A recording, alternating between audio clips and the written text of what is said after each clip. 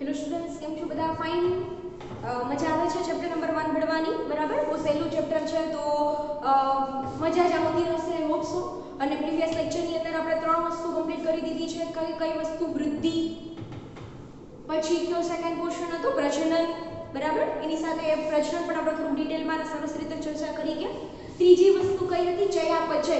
અને મારા હિસાબથી ચયાપચય સૌથી ઇમ્પોર્ટન્ટ વસ્તુ છે તમારા માટે. હું બિલકુલ આમ તેમ નહીં ચલાવું એની અંદર, બરાબર? આમ મેં તમને જોયું ને ટેક્સ્ટ બુક કરતા પણ મેં તમને વધારે ડિટેલમાં થોડુંક સમજાવવાનો પ્રયત્ન કર્યો, જેથી કરીને તમે કોઈ હાર્ડ એમસીક્યુ પણ સરળતાથી શું કરી શકો છો?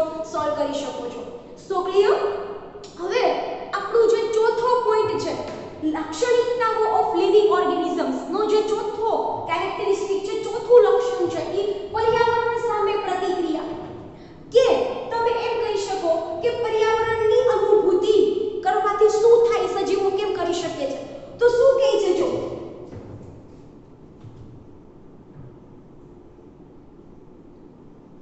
જૈવિક સજીવો છે, એકચ્યુઅલી જૈવિક એ સેલ્ફ ઇન્ડિકેટ કરે છે કે શું છે એ સજીવ છે.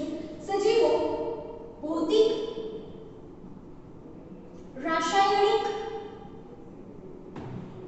કે જૈવિક રીતે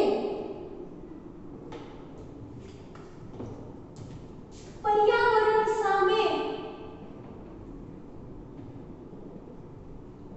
પ્રતિક્રિયા કરવા માટે સક્ષમ હોય છે.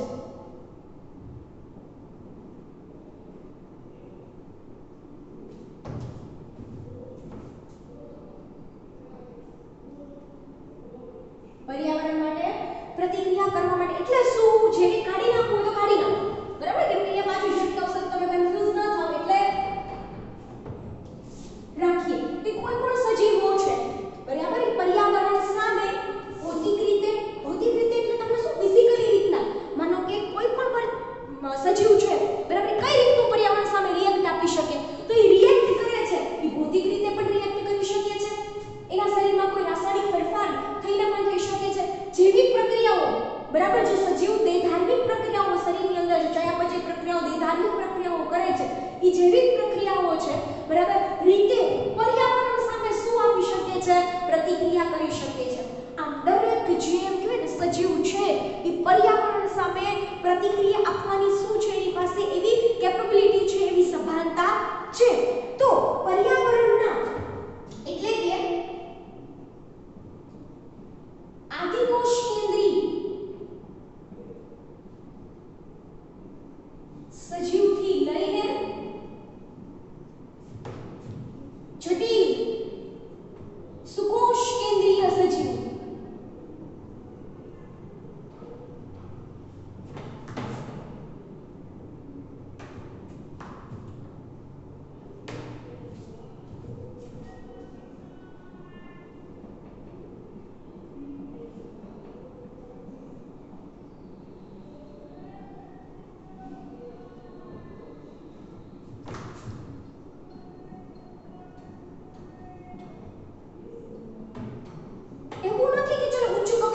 સજીવો હોય એની પાસે જ આવી સેન્સ હોય. ઠંડીની, ગરમીની આવી સેન્સ છે એ માત્ર ઉચ્ચ કક્ષાના કે પ્રભાવી સજીવો પાસે હોય, કે સુવિકસિત સજીવો છે, બરાબર, એની પાસે જ હોય એવું બિલકુલ નથી. એટલે કે એક કોષીથી લઈને બહુકોષીય સજીવો, એટલે કે આદિકોષ કેન્દ્રિત સજીવોથી લઈ અને સુકોષ કેન્દ્રીય સજીવો, જટિલ કોમ્પ્લેક્સ બોડી સ્ટ્રક્ચર જે ધરાવે છે, એ બધા જ સજીવો છે એ શું કરી શકે છે? પર્યાવરણ સામે પ્રતિક્રિયા આપી શકે છે.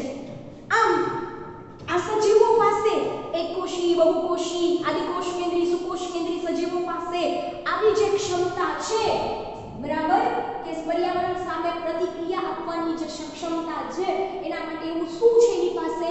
તો આવી પ્રતિક્રિયા માટે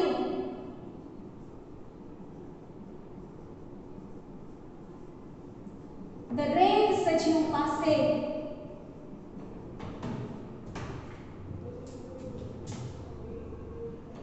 વિશિષ્ટ પ્રકારના શું આવેલા છે? સંવેદી અંગો. Yes, that's very important students.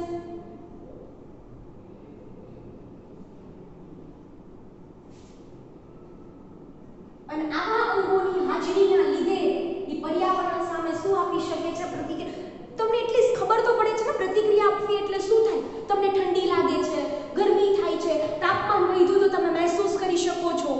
આમ દરેક પ્રકાશનું, તાપમાનનું, આમ દરેક જે એન્વાયરમેન્ટલ ફેક્ટર છે એ પરિબળો પ્રત્યે આપણે સભાનતા દર્શાવીએ છીએ. આપણે કોન્શિયસ છીએ, સેલ્ફ કોન્શિયસ છીએ, બરાબર છે કે સભાનતા દર્શાવીએ છીએ કે ચલો આ શું થયું. અત્યારે કઈ છે કોઈને એવું છે, કોઈ સિંગલ વ્યક્તિ એવું હોય છે કે જે એને કઈ ખબર જ ન પડતી હોય.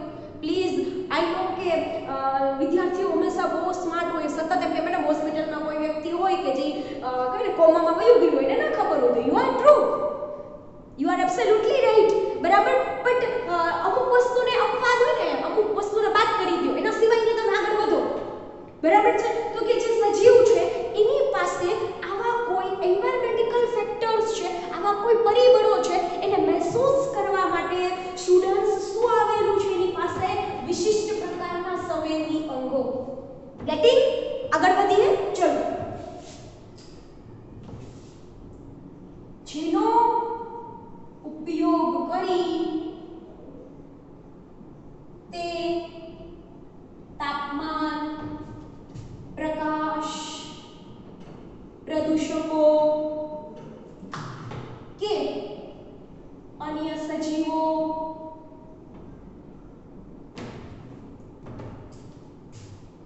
સામે પ્રતિક્રિયા દર્શાવે છે અથવા પ્રતિક્રિયા શું કરે છે, દાખવે છે. શું તમને મેન્શન કરી દીધું છે અહીંયા કે કયા કયા પરિબળો છે, ફેક્ટર્સ છે જેની સામે એક સજીવ છે એ પ્રતિક્રિયા દર્શાવી શકે. તો તાપમાન, પ્રકાશ, પ્રદૂષકો. ખબર પડે ને પ્રદૂષકો મેઇન ટોપિક છે. 12મા ધોરણમાં તમે બધાને ચર્ચા કરશો પ્રદૂષણ, પોલ્યુશન વિશે. પણ હવાનું પ્રદૂષણ વધ્યું તો આપણે તો હવામાંથી ઓક્સિજન આપણી જે મેઇન નીડ છે એ લઈએ છીએ, બરાબર છે. ઘણી તમે નહીં માનો દિલ્હી જેવા સિટીની અંદર પ્રદૂષણ એટલું બધું વધી ગયું તો ત્યાં તો અમુક એવા સેન્ટરે રાખેલા છે આપણે કેમ ફ્રી વાઈફાઈ હોય, બરાબર. ત્યાં ફ્રી કેમ ઓલો ઓક્સિજન મળતો હોય કે પ્યોર ફોર્મમાં તમને ઓક્સિજન મળશે.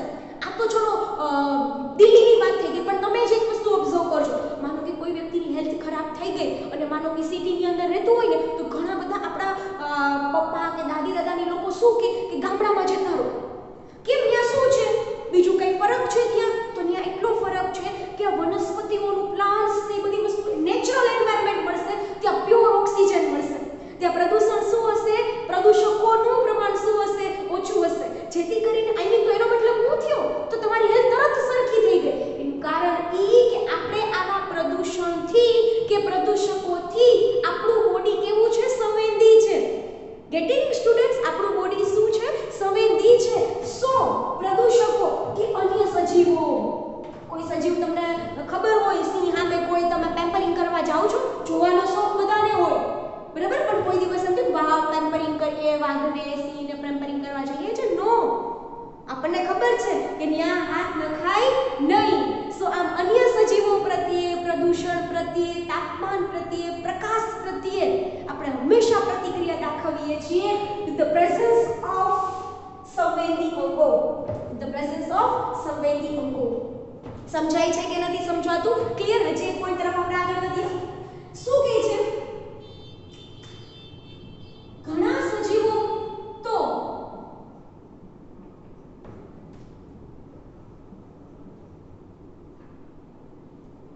ઘણા સજીવોનું પ્રજનન પણ ઋતુ સંબંધિત હોય છે. સંવર્ધન અલ્ટિમેટલી બ્રીડિંગ જ સૂચવે છે, બરાબર. ઋતુ સંબંધિત હોય છે. આ સમજો સરખી રીતના. એટલે કેવી રીતના? તમે લોકોએ માર્ક કરજો, દેડકો હંમેશા કઈ સિઝનમાં તમને વધારે દેખાશે તો કે મોન્સૂન સિઝનમાં, વર્ષા ઋતુમાં. કેમ? કેમ કે વર્ષા ઋતુની અંદર એની બ્રીડિંગ સિઝન છે, એની પ્રજનન ઋતુ છે. સમજાય છે? આ હું ખાલી કોઈ પ્રાણીની જ વાત નથી કરતી, હું વનસ્પતિની ચર્ચા કરું છું કે અમુક ઋતુઓમાં જો અમુક પ્રકારના પુષ્પો આવશે, પારખા ઋતુમાં પર્ણ કરી જશે. તમે કેટલાય ફ્લાવર 12 માસી છે તો 12 માસ ફ્લાવર આવશે, પણ અમુક ફ્લાવર છે એ ક્યારે આવશે? આ ઋતુ આવી, આ જ ઋતુમાં ફ્લાવર આવશે. ધતુરો છે તો કે આ જ ઋતુમાં આવ્યો. કેમ? એ ઋતુ સાથે શું લેવા દેવા છે? અરે ભાઈ, that is the one of the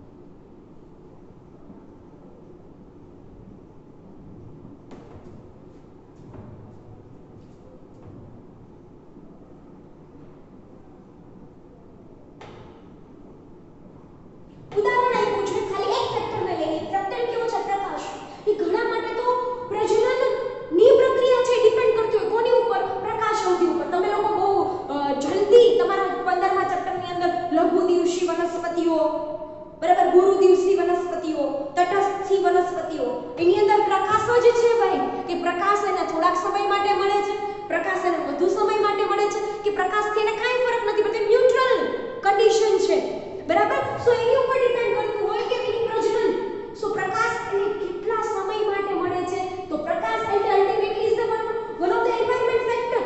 તો વિચાર કરો, પ્રજનન જેવી પ્રક્રિયાઓ માટે પણ, બરાબર, સજીવ છે એ સભાન છે, બરાબર છે. આવા કોઈ ફેક્ટરને ધ્યાનમાં રાખીને પણ પ્રજનન કરે છે, સમજાય છે. પણ માનવ આ કહી શકીએ કે દરેક સજીવ, ચલો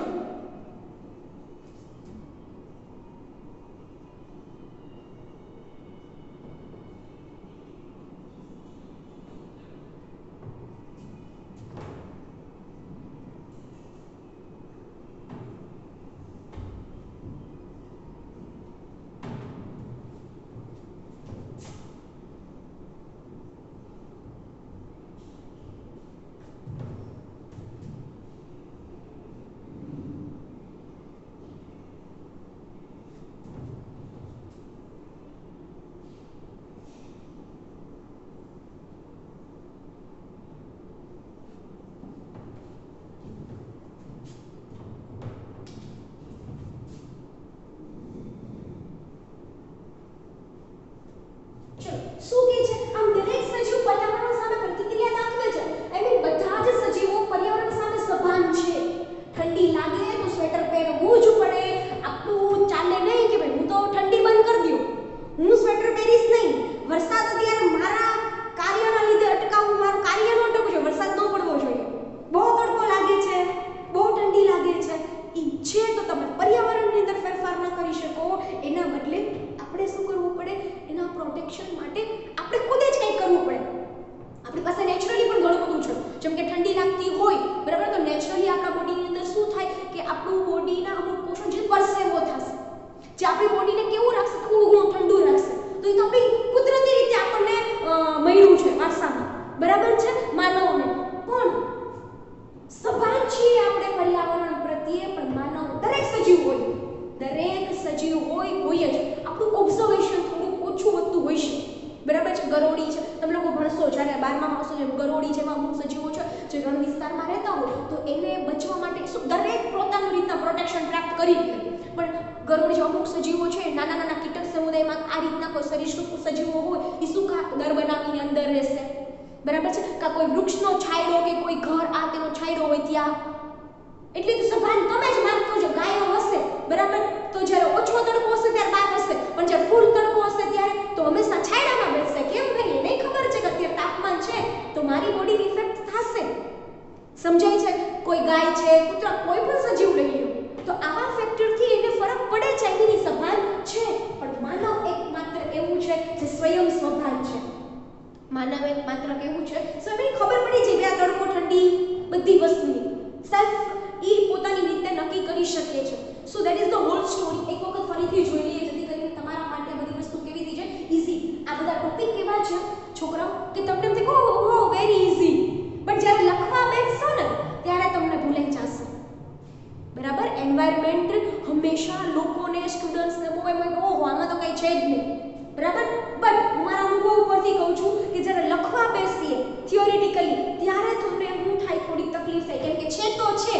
સો મીન્સ કે આપણે ઘણી વખત શું કરવું પડે, મગઅપ કરવું પડે. પણ એવું કોઈ બાયોલોજીમાં કંઈ આવતું જ નથી જેને તમારે મૂકવું પડે. સરસ રીતના સ્ટેપ બાય સ્ટેપ હાઈલું જડેલું છે. ફરીથી જોઈએ, ટોપિક શું છે કે પર્યાવરણ સામે પ્રતિક્રિયા. તો શું સજીવ કહેવાય એને કે જે પર્યાવરણ સામે પ્રતિક્રિયા દાખવતું હોય? અહીંયા લાસ્ટ પોઈન્ટ તમારે લખી જ નાખવો.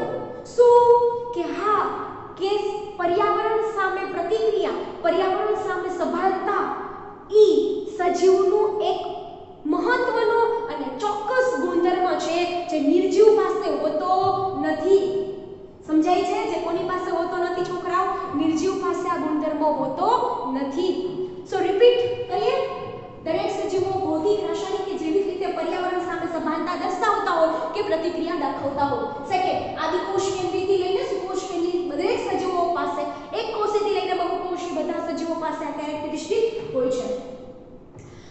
આવી પ્રતિક્રિયા માટે આદિ સંવેદના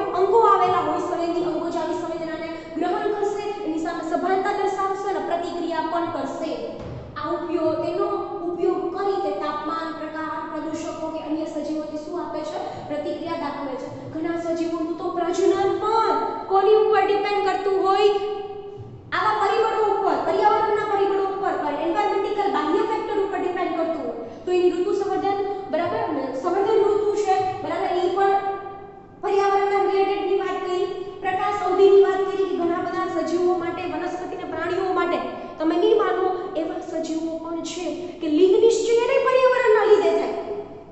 ઉદાહરણ સાથે હું તમને કહીશ પણ જ્યારે આવશે ત્યારે બરાબર અત્યારથી આપણે બહુ મગજમાં ભરી દેવાની જરૂર નથી. શું કહે છે કે બે ઉદાહરણો આવે મગર અને કાચબો બરાબર મગર અને કાચબો લિંગ નિશ્ચય એટલે લિંગ નિશ્ચય એટલે કે નર થશે કે માદા થશે એ પણ ટેમ્પરેચર ઉપર ડિપેન્ડ કરે.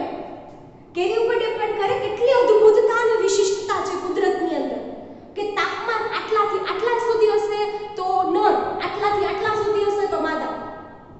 સમજાય છે? સો તાપમાન કેવો ફેક્ટર થયો? એન્વાયરમેન્ટલ ફેક્ટર થયો બરાબર છે. સો આટલું ઇમ્પોર્ટન્ટ છે. સો અહીંયા પણ આપણે એવી જ વાત કરી કે કેટલા સમય માટે પ્રકાશ મળી રહે છે બરાબર છે. કેટલા સમય માટે એને શું મળી રહે છે? પ્રકાશ મળી રહે છે. વનસ્પતિ માટે પ્રકાશ સૌથી બહુ ઇમ્પોર્ટન્ટ વસ્તુ હશે. સમજાય છે? વનસ્પતિ માટે કેમ કે વનસ્પતિને પોતાનું ફૂડ પોતાની જાતે બનાવવાનું છે. પ્રોસેસ ઓફ ધ ફોટોસિન્થેસિસ પ્રકાશ સંશ્લેષણ અને એના માટે અનિવાર્ય ઘટક કોણ છે? સનલાઇટ પ્રકાશ. તેના ઉપરથી પણ તમે સમજી શકો છો દરેક સજીવ પર્યાવરણ સામે સભાનતા દર્શાવે છે પણ માનવ એકમાત્ર એવા સજીવો છે કે સ્વયં સભાન છે. ડન. પણ આના સાથે તમે કહી શકો કે હા પર્યાવરણ સામે પ્રતિક્રિયા સભાનતા એક સજીવનું વિશિષ્ટ પ્રકારનું લક્ષણ છે જે કોઈ દિવસ નિર્જીવ ઘટકો કરી શકતા નથી. So clear students this much of things. આગે बढ़े ચલો.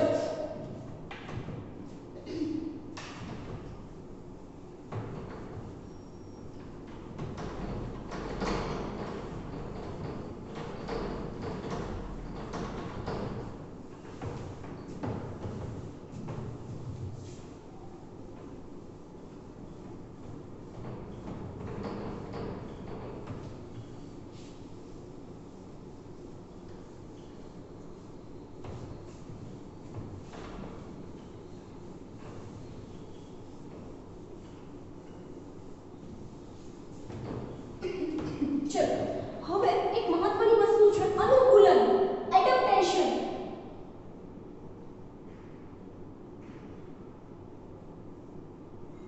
અનુકૂલન એટલે શું થાય? એડેપ્ટેશન. પણ તમને બધાને એ તો કેરેક્ટરિસ્ટિકની ખબર પડી ગઈ છોકરાઓ કે પર્યાવરણ જે સજીવ જ્યાં રહે છે એના પર્યાવરણ સામે એ પ્રતિક્રિયા દાખવે છે કે સભાન છે.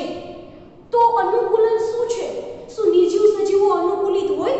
આ બેન્ચીસને ખબર છે કે મારે અહીંયા જ રહેવાનું છે અથવા હું બીજી કોઈ જગ્યાએ નહીં જઈ શકું? સમજાય છે? સો આવી શું કોઈ કેરેક્ટરિસ્ટિક નિર્જીવો પાસે હોય છે જે સજીવ કરતા અલગ છે? So that is the topic. તો પહેલા તો તમારે સમજવું પડે કે અનુકૂલન કોને કહેવાય, એડેપ્ટેશન કોને કહેવાય. તો કે જે સજીવો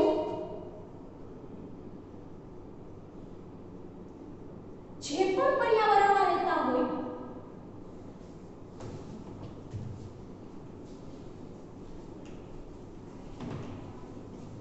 ત્યાં સરળતાથી ખોરાક પ્રાપ્ત કરી શકતા હોય,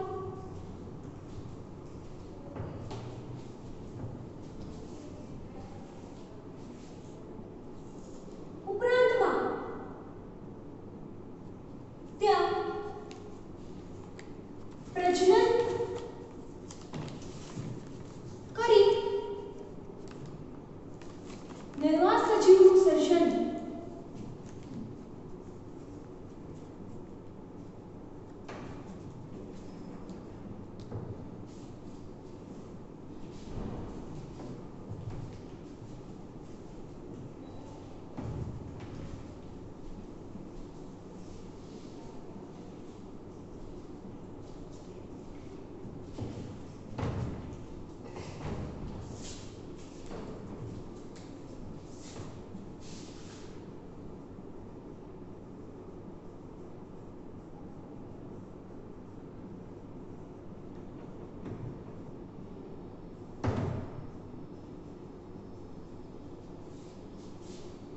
જો સરસ વસ્તુ છે.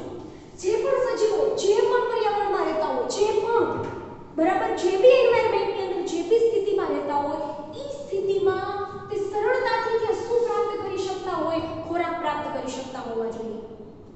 જે સિંહ હોય ને એ જંગલમાં જ રહે, ઘરમાં ને ગરમીને નહીં મળે, બરાબર, કેમ કે એને ત્યાંથી ખોરાક, હવે એમ ન કહેતા મેડમ તો બહાર નીકળે તો અમુક સરળતાથી ખોરાક પ્રાપ્ત કરીએ કે જેટલો જોતો હોય એટલા, એની આપણે ચર્ચા નથી કરવાના, પરંતુ તે સરળતાથી એન્વાયરમેન્ટની અંદર ખોરાક પ્રાપ્ત કરી શકતા હોય. આ ઉપરાંત જે તે જગ્યા ઉપર તે શું કરી શકતા હોય, પ્રજનન કરી શકતા હોવા જોઈએ, બરાબર, અને જેથી કરીને પૃથ્વી ઉપર ઈ જે જાતિ છે અસ્તિત્વ ટકી રહે, બરાબર, એટલે કે નવી જાતિનું નવા સજીવનું સર્જન કરી શકતા હોય પોતાના જેવા જ, બરાબર. તો આવું જે એન્વાયરમેન્ટ છે ઈ જે તે સજીવ માટે કેવું થઈ ગયું, અનુકૂલિત, અથવા તમે એને એનું અનુકૂલન કહી શકો છો, એડપ્ટેશન કહી શકો છો. પણ આવું એડપ્ટેશન કે આવું અનુકૂલિત પામવાની સ્થિતિ કોની પાસે નથી હોતી, કેરેક્ટરિસ્ટિક પાસે, નિર્જીવ સજીવો પાસે આવી કોઈ કેરેક્ટરિસ્ટિક હોતી નથી. આમ અનુકૂલન દરેક સજીવ છે એ પામી શકે છે. દાખલા તરીકે તમને હું કહી શકું, બરાબર, માછલી હોય તો ઈ જળ વિસ્તાર માટે કેવી છે, અનુકૂલિત છે. પક્ષીઓ છે એ હંમેશા કેવું અનુકૂલન દર્શાવે છે, હવાઈ અનુકૂલન. ઘોડો છે, પ્રાણીની વાત કરીએ એટલા માટે મેં ઘોડો ઉદાહરણ લીધું, બરાબર, તો એનું અનુકૂલન કેવું છે સ્ટુડન્ટ્સ, સ્થળજ અનુકૂલન.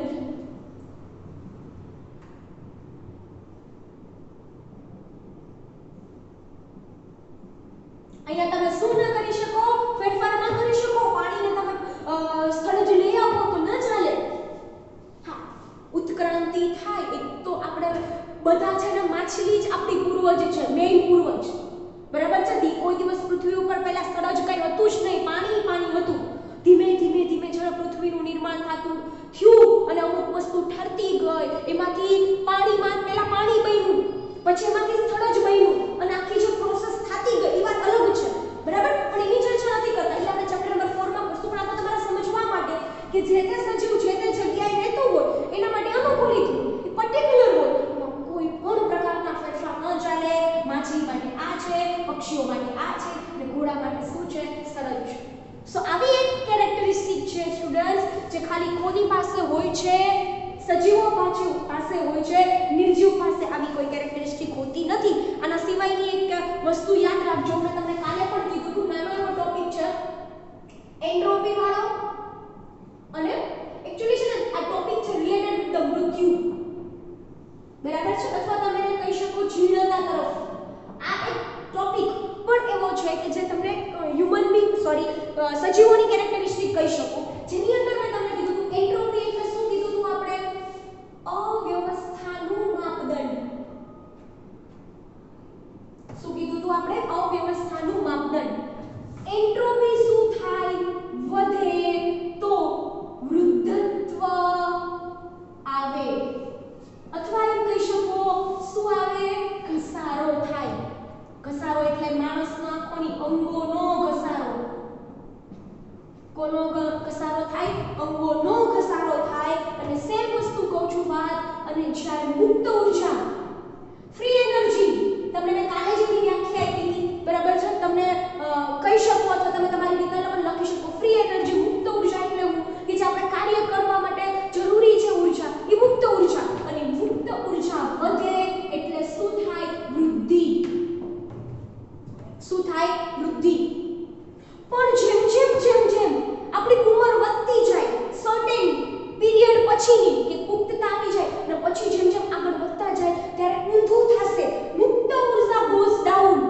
મુક્ત ઉર્જા શું થશે, ડાઉન થશે. મુક્ત ઉર્જા goes down and then entropy છે શું થશે, વધશે.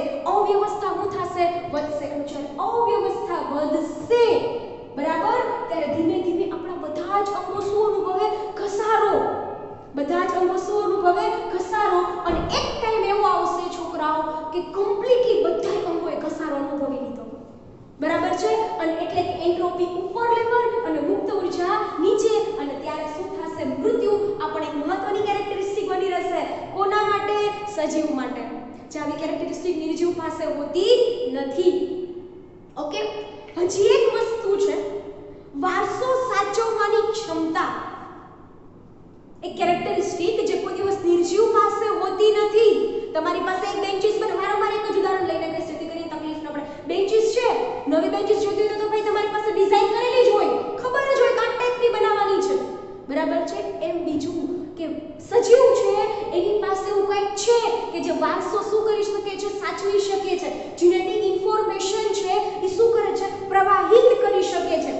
માનવ જેવો જ બીજો માનવ બનશે, માનવ જેવો જ શું થશે, બીજો માનવ બનશે. સો એની ચર્ચા આપણે આજના લેક્ચરમાં નથી કરતા. આઈ હોપ સો કે you understand all the things about પર્યાવરણ પ્રત્યેની સભાનતા, અનુકૂલન, મૃત્યુ, અને હવે જે આપણો નવો ટોપિક હશે એ કયો હશે, વારસો સાચવવાની ક્ષમતા અને સંગઠન. બરાબર, કઈ રીતના અણુઓ ભેગા મળીને પરમાણુ, પરમાણુઓ મહાણુઓ, મહાણુઓ અંગિકાઓ, અંગિકાઓ કોષ, કોષ પેશી, પેશી છે એ શું બનાવે, અંગ, અંગતંત્ર, અંગતંત્ર શું બનાવશે, દેહ, દેહ જાતિ, જાતિ વસ્તી, સમાજ, જીવાવરણ. કઈ રીતના આખી વસ્તુ બનશે, આઈ મીન કઈ રીતના સંગઠન, સંગઠન એટલે ખબર પડે ને, ભેગું થવું. તો આમ એક એક ઘટકો છે એ ભેગા થતા જશે અને સરસ મજાના જીવાવરણનું, નિવસન તંત્રનું નિર્માણ કરશે.